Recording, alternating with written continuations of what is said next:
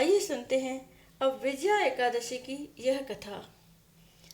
धर्मराज युधिष्ठिर बोले, हे जनार्दन, फाल्गुन मास के कृष्ण पक्ष की एकादशी का क्या नाम है तथा उसकी विधि क्या है? कृपा करके आप मुझे बताइए। श्री भगवान बोले, हे राजन, फाल्गुन मास के कृष्ण पक्ष की एकादशी का नाम विजया एकादशी है।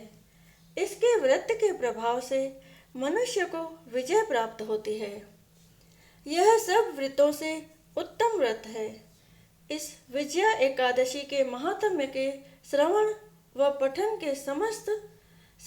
पठन से समस्त पाप नाश को प्राप्त हो जाते हैं। एक समय देवर्षि नारद जी ने जगत पिता ब्रह्मा जी से कहा, महाराज, आप मुझसे फाल्गुन मास के कृष्ण पक्ष की एकादशी का विधान कहिए। ब्रह्मा जी कहने लगे कि हे नारद, विजया एकादशी का व्रत पुराने तथा नए पापों को नाश करने वाला है। इस विजया एकादशी की विधि मैंने आज तक किसी से भी नहीं कही।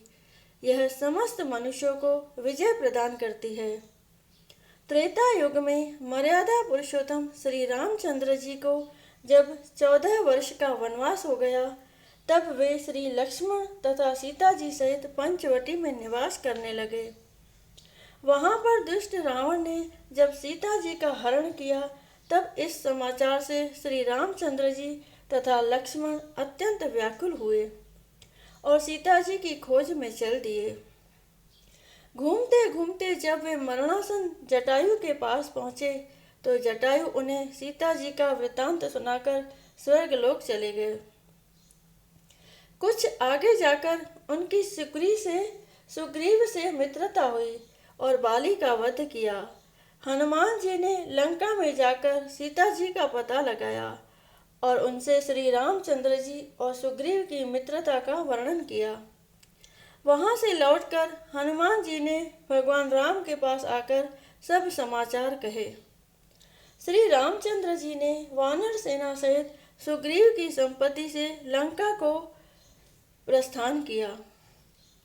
जब श्री रामचंद्र जी समुद्र के किनारे पहुंचे, तब उन्होंने मगरमच्छ आदि से युक्त उस अगाध समुद्र को देखकर लक्ष्मण जी से कहा कि इस समुद्र को हम किस प्रकार से पार करेंगे। श्री लक्ष्मण ने कहा, हे पुराण पुरुषोत्तम, आप आदि पुरुष हैं, सब कुछ जानते हैं।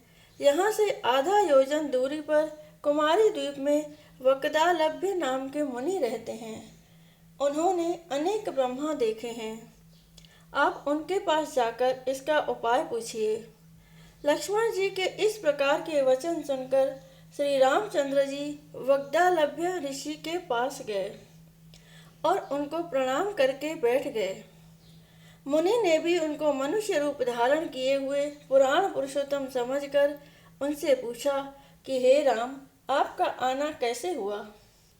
रामचंद्र जी कहने लगे कि हे ऋषि, मैं अपनी सेना सहित यहाँ आया हूँ और राक्षसों को जीतने के लिए लंका जा रहा हूँ। आप कृपा करके समुद्र पार करने का कोई उपाय बतलाइए। मैं इसी कारण आपके पास आया हूँ। वक्दालभ्य ऋषि बोले कि हे राम, फाल्गुन मास के कृष्ण पक्ष की एकादशी का उत्तम व्रत करने से निश्चय ही आपकी विजय होगी। साथ ही आप समुद्र भी अवश्य पार कर लेंगे। इस व्रत की विधि यह है कि दशमी के दिन स्वर्ण, चांदी, तांबा या मिट्टी का एक घड़ा बनाएं। उस घड़े को जल से भरकर तथा 5 पल्लव रख वेदिका पर स्थापित करें। उस घड़े के नीचे सतंजा और ऊपर जौ रखें। उस पर श्री नारायण भगवान की स्वर्ण की मूर्ति स्थापित करें। एकादशी के दिन स्नान आदि से निवृत्त होकर धूप, दीप, नैवेद्य, नारियल आदि से भगवान की पूजा करें। तत्पश्चात घड़े के सामने बैठकर दिन व्यतीत करें और रात्रि को भी उसी प्रकार बैठे रहकर जागरण करें। द्वादशी के दिन नित्य नियम से निवृत्त होकर उस घड़े को ब्राह्मण को दे दें। हे राम, यदि तुम भी इस व्रत को सेनापतियों सहित करोगे तो तुम्हारी विजय अवश्य होगी।